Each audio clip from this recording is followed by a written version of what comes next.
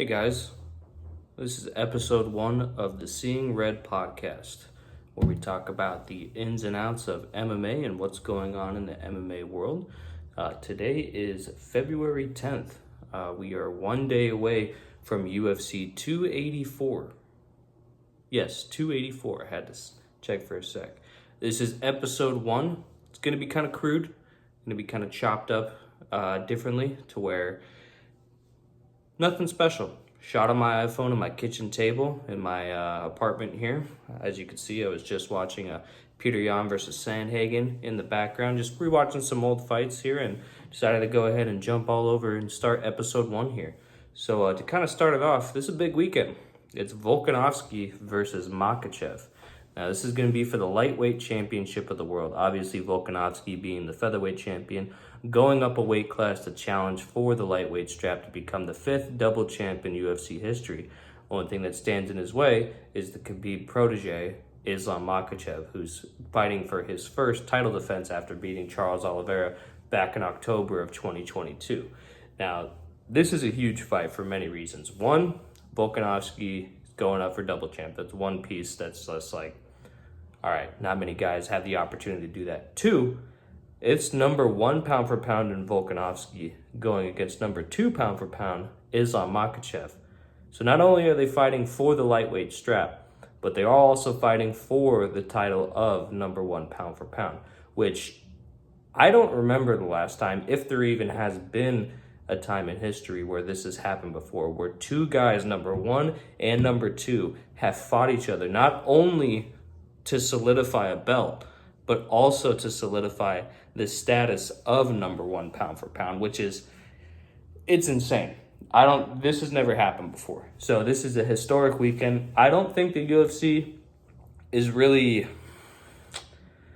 promoting it the way that they should be, honestly. I feel like they're putting a lot more effort into the slap fighting promotion, which, to be honest, who cares? I mean, if you like watching it, all the power to you. I'm good. I'm good on that. UFC gives me enough content for me to watch where I don't need to watch two dudes slap each other. But that's not what we're here to talk about. We're here to talk about the card tomorrow. That's going to be in Perth, Australia. If you're over here on the West Coast like I am in Arizona, it's going to be starting at 4 p.m. That's for the early prelims. Obviously, East Coast, going to be about 7 p.m., I believe, if that's a time zone difference. So make sure you tune in accordingly if you want to watch the full fight. To kind of start off this whole video here, to get with the breakdown, I'd say we start with the main event. I mean, these guys are the top of their divisions right now. Volkanovski just coming off of his 3rd win over Max Holloway, a decisive win, let alone, because the last 2 ones, we all know how those went. But in between his 2nd Holloway fight to the 3rd Holloway fight, he really set a gap between the other fighters, beating Ortega all 5 rounds, finishing the Korean Zombie, rematching Holloway. He's basically cleaned out the division. Like, there's a couple of guys out there, which we'll get to later in the co-main event, but like Arnold Allen, who's now fighting Max Holloway, I believe April 15th. That'll be in San Antonio? Regardless, he's going to be fighting Max Holloway. That's going to be a great fight. I mean, Max solidified number 1 contender pretty much at all times. So if Arnold Allen could get past him, we know who's probably going to be fighting Volkanovski after he fights the winner of the co-main event. But in regards to the main event here, you got one guy who is extremely well-rounded in all areas. Volkanovski defended a choke against Brian Ortega, which, let's be honest, Brian Ortega is a savage on the ground. He snatches up your neck. More than likely, you're either tapping or you're going to sleep. He caught him in a mounted guillotine nonetheless, fought out of it, and then proceeded to beat him for the end of the remaining of the 3rd round, to the point where it made Max Holloway's fight with Brian Ortega make it look like, damn, Volkanovski put it on Ortega more than Holloway did. But at the other end, you also got Makhachev, the guy who just beat Charles Oliveira for the vacant lightweight belt, who went in there and stood with Charles, dropped him on the feet, and followed him down to the ground, where we all thought Charles was going to be pretty safe there, knowing Charles' pedigree, especially on the ground, was able to choke him out as soon as he latched on that arm triangle there. Now, I've never seen Charles tap. I don't think I've ever seen him really tap before, besides maybe Pettis. but we all know how long ago that was. That was before the resurgence of Charles Oliveira, where he might have become the top lightweight of all time. I mean, that's extremely arguable with BJ Penn being out there and Khabib, but nonetheless, that's a feat in its own right that Makhachev was able to submit one of the most renowned ground specialists in mixed martial arts history. And do it quickly as well, too. As soon as he got that grip on there, he was able to sub him. Now, the odds are going to tell you one thing, is that Makhachev is an extremely heavy favorite. I mean, it serves him right, too. I mean, the guy is unstoppable at this point. It seems like he's going to be a champ for a long time. But then you throw in that thing with Volkanovski. I mean, he's, 12-fight win streak? It's an extremely long win streak here. And he's going up a weight class. I know he's a shorter guy. I mean, he's about 5'6". I mean, no disrespect to that. I mean, I'm 5'7", so it's not like I'm taller than him or anything like that. But he's a shorter guy compared to Makhachev. And Makhachev probably walks around about 190. Maybe Volk walks around at most like 170 if he really gets out of shape in between fights. But nonetheless, Volkanovski has the strength to, I think, fend himself with Makhachev. I just think Makhachev may be a little bit better as far as just with the overall little things here and there as far as getting trips into the takedown. If one takedown doesn't work, what's the next move immediately after that? Kind of like what Khabib does as well, too. Khabib will be 5 steps ahead of you while you're focusing on steps 1. I think Makhachev and him are very similar in that regards, hence that they train together. Makhachev's old coach was Khabib's dad, R.I.P. At the same time, though, Volkanovski, very good at defending takedowns. I mean, when was the last time he was taken down? Chad Mendes? And even then, got right back up to his feet and then TKO'd him on the feet. Regardless, I mean, that is also Chad Mendes, who's maybe a little bit outside of his prime. Regardless, though, Volkanovski is a formidable opponent for Makhachev, though. Do I see Volkanovski winning?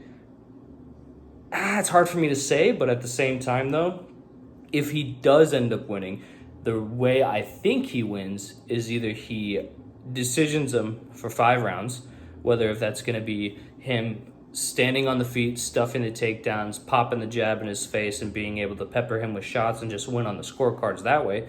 Or who knows? I mean, Makhachev has been KO'd before, early on in his UFC career. His second fight ever, Adriano Moraes. That's incorrect, not Adriano Moraes.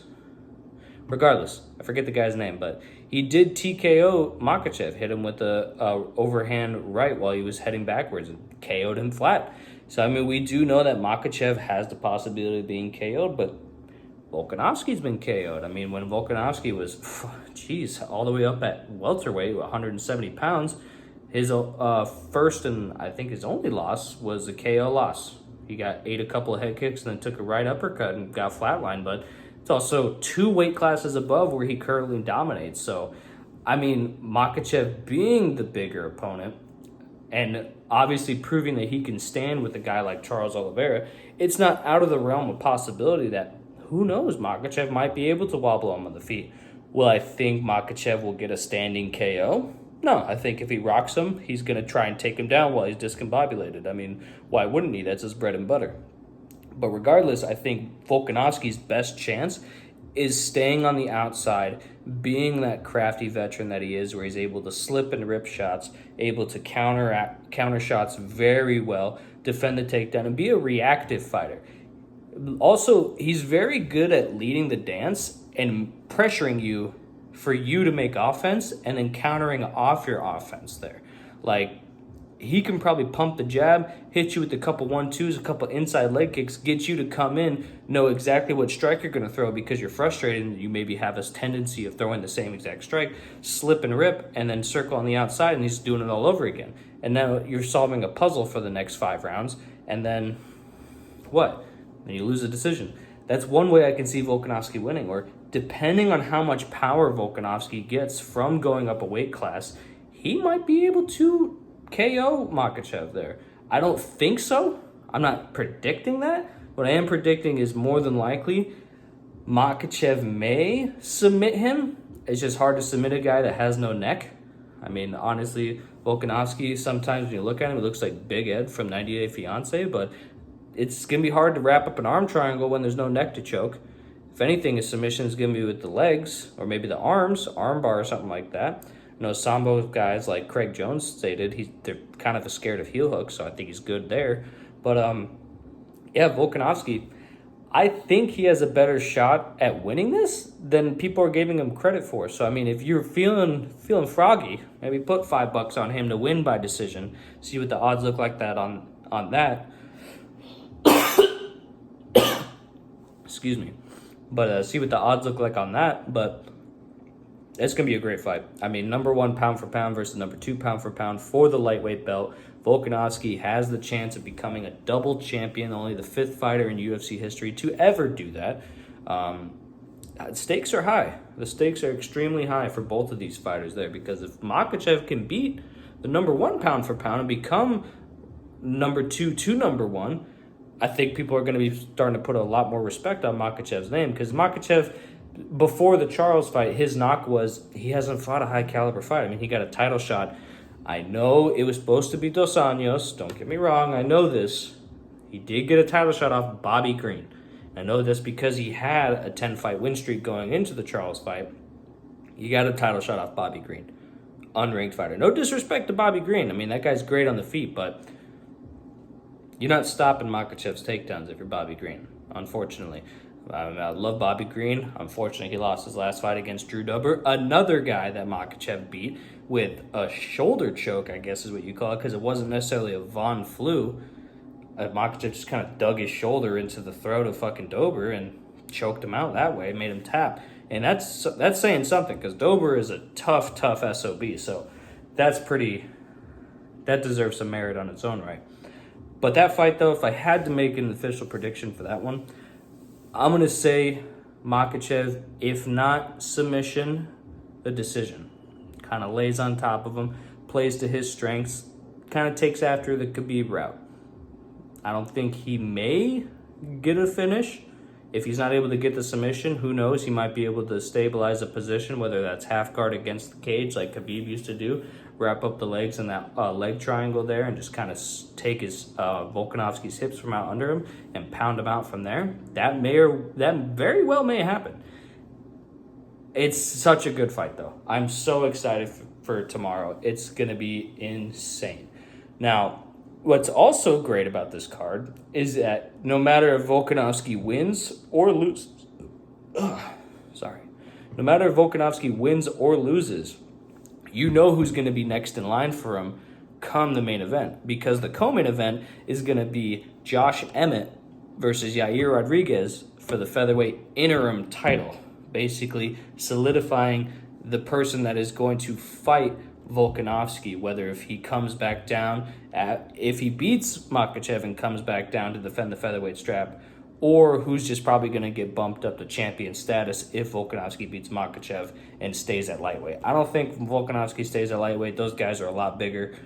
If he does win, I think he does probably go back down to featherweight where he's most dominant, because, I mean, you gotta protect your wallet at that point. I mean, you're making championship money. Why risk that? I know he's striving for greatness here, but at the same time, though, those checks have probably been pretty nice over the years since being champion. But just breaking down into that fight with Josh Emmett and Yair Rodriguez. Yair Rodriguez is probably one of the most dynamic strikers we've ever seen in the UFC. I mean, just goes to show he was able to go 5 rounds with Max Holloway strictly on the feet. No takedowns or anything like that in that fight. I mean, there was a couple of times where he's on his back, but I believe that was due to like trips and things like that. But there's no like double legs or anything going on in that one by any means.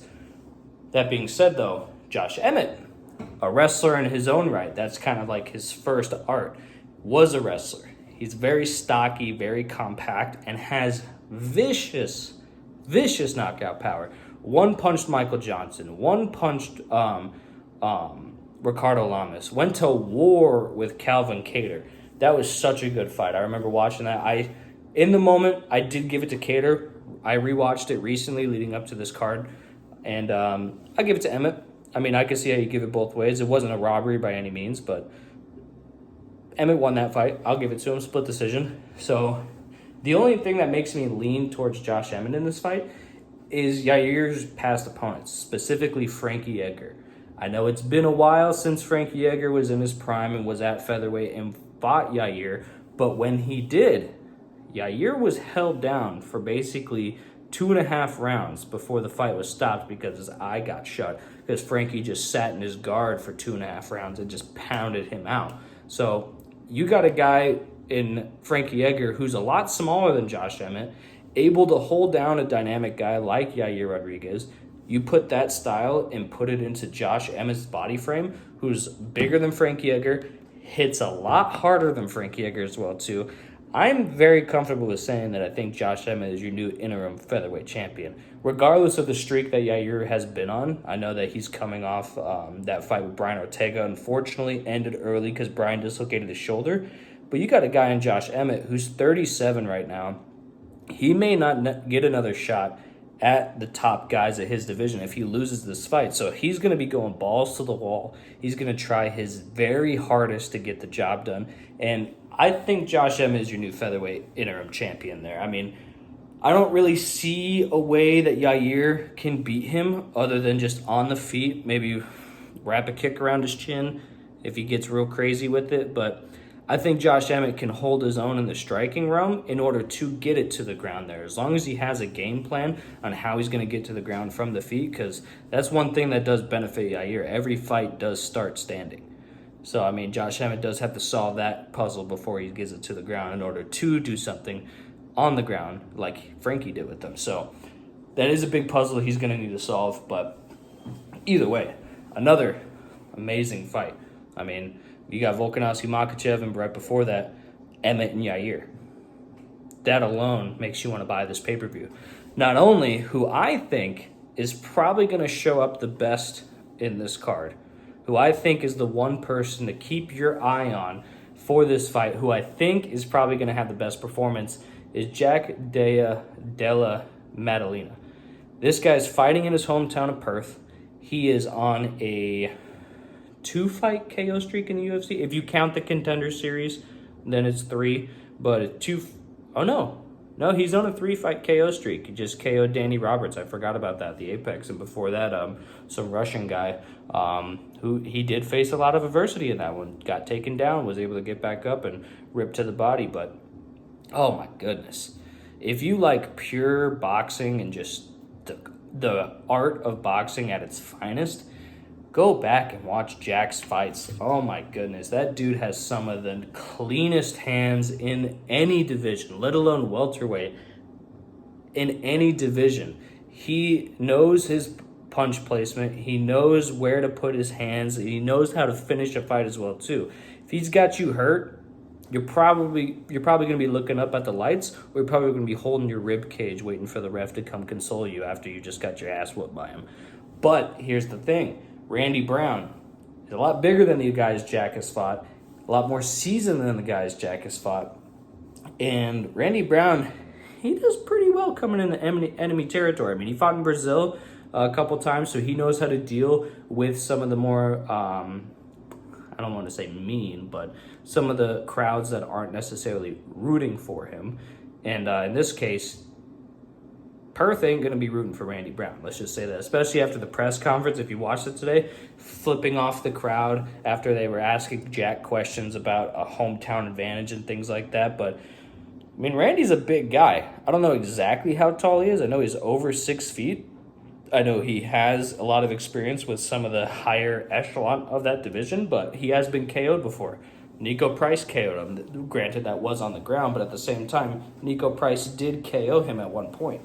So, I mean, we know that his chin has been tested. We know he can be finished like that.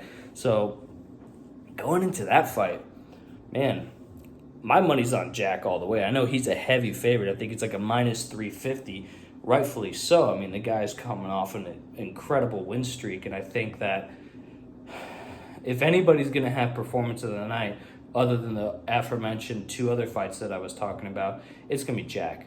Because, I mean, hometown advantage, first time fighting in the UFC at home. I mean, unless he's like Derek Lewis and gets nervous fighting in front of his own people, expect someone to show up and show out like Jack. I think he probably, if not first round, early into the second gets him out of there. I mean, I'm riding very high on Jack right now. I know Jimmy Crute's coming back. It's been a while since we've seen Jimmy Crute. He'll be fighting Alonzo Menafield in this fight, which, I mean, Alonzo, decent run as of late there. I mean, I know Jimmy Crute's been out for a while due to injury. I believe it was some sort of leg injury. I know it wasn't Jamal Hill that was his last fight, I don't believe, but he's fought the new current champion, Jamal Hill, and been put out by him. I mean, not really much you can say by that, but I mean, Jimmy Crute's a bit of a brawler. I mean, he goes out there, he does his thing. I mean, he knows how to fight very well, comparatively speaking to Alonzo Menafield. More of a wrestler type. I mean, has a KO over recent Misha Serkinov, has fought OSP. OSP did put him out. That's going to be a good fight as well, too. I do have Jimmy Crute in that one as well, too, because, I mean, people talk about the fans a lot as well, too, playing influence into certain fights.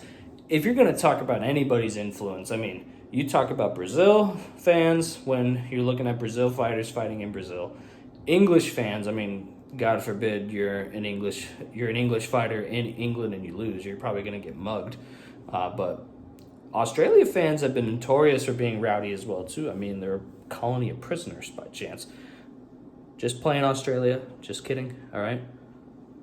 No offense, but you were a prison country to start out back in the day.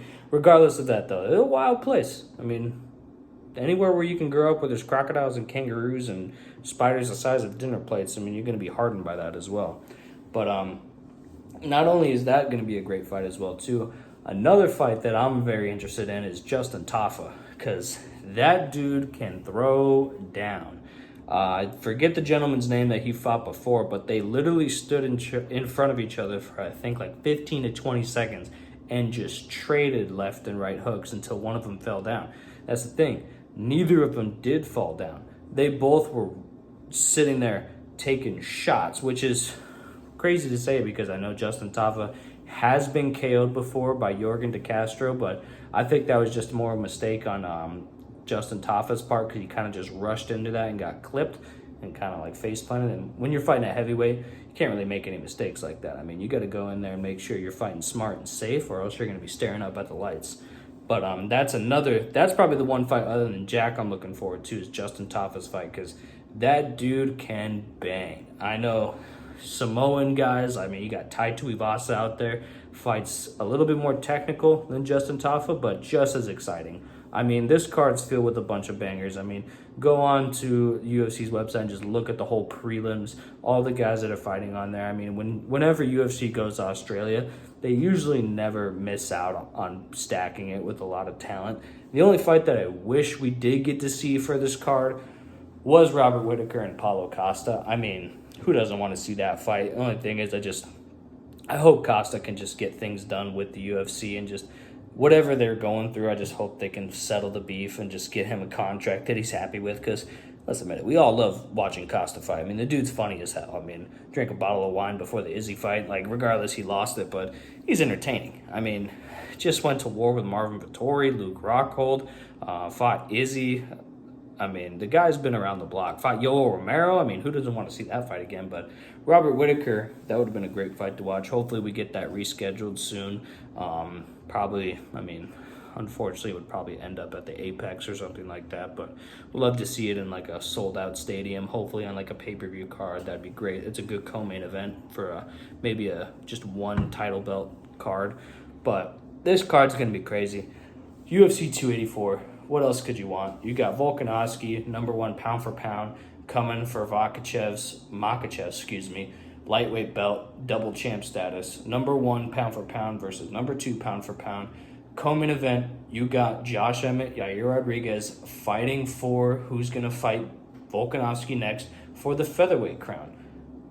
Jack Della Maddalena fighting Randy Brown in his hometown, coming off the Contender Series. He's got 3 wins in a row in the UFC. Justin Tafa coming out there to bang. Jimmy Crute, Alonzo Menafield. This card's pretty much got it all. I mean, it might not be as heavy on the names as lower as you go in the card from the top 3. I mean, Jack maybe is not as well known to some of maybe the newer fans, but if you've been watching the Contender Series, you should recognize him. I mean, with that nose, that's kind of just off to the side of his face. You should recognize him. It's hard to forget that. But either way, this card's going to be fantastic. This is episode 1, Seeing Red podcast. Just trying to feel it out right now. I mean, I'm not doing anything fancy. I'm not going to be having some nice setup in the background. I mean, I literally got Volkanovski versus Ortega just playing in the background on ESPN+. I just got done playing a Call of Duty lobby not too long ago and thought, hey, I've been talking about doing this for a while. What's a better time than now, the day before the card, to do episode 1 for one of the biggest fights in UFC history? Screw it. Let's go ahead and pull the trigger on this and see how it goes. So if you guys like the video, feel free to like and subscribe. I'll try and post as many as I can, especially for some of these higher end fights there. I mean, you may see me post a video for maybe like Sandhagen versus Chito Vera. I think that's a very, very, very great fight. I mean, I could do a whole breakdown on both of their guys' careers and how technical and how violent those two are. So, I mean, I might do something for that as well, too. But we're just kind of testing the waters here with episode 1. Just seeing how it feels, seeing how it goes. And, yeah, if you guys like it, just like and subscribe. I mean, if this goes well, hopefully I keep doing these. I do enjoy talking about fights. So, yeah, that's me. I'm Dustin on the Seeing Red podcast, signing off.